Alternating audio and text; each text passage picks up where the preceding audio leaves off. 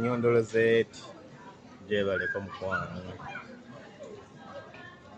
webale mwebalire ddala ebyonkoledde. Thank you so much. Webale kugezaako nnyo nga bw'osobola n'olaba nga bambi nteekako nnyonyi media yaffe. Mukama atuwa omukisa ate naawe ng'omuntu Mukama akuwa omukisa akwongere muze. Sina kyakuwazipa naawo wabula kukusabira mikisa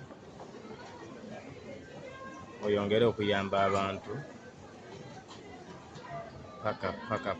paka naye Katonda bw'alibanga anzibuludde nange nja kubaako bennyamba n'okusiima abankoze obulungi. Webale nnyo mukwano, Mukama akikubalire.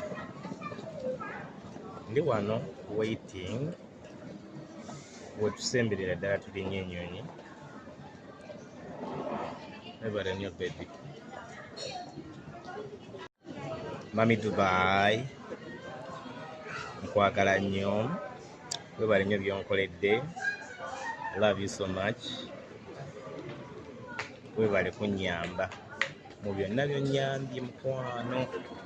Njagadde nkusindikire ka video kano nga nkyali ku ddungu kuno nga nkwebaza. Webale nnyo kikwano, wabula na buli mwana yenna abadde ku side ya Banaye Bryan brand nga tulina mami wo medda tudde ne mami ye mami olaba kyenkusaba Bryan mukwate bulungi munyumyemu.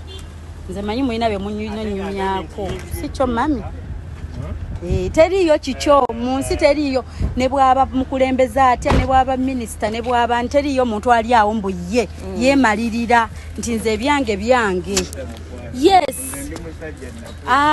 Ne bali baba basajja omuntu osharingako obaako n'abantu bogoyita nti ono wange nti kwono siinayo kiswaza tagenda kusalira musango si kyo maama. Nze kye ngamba Bryan.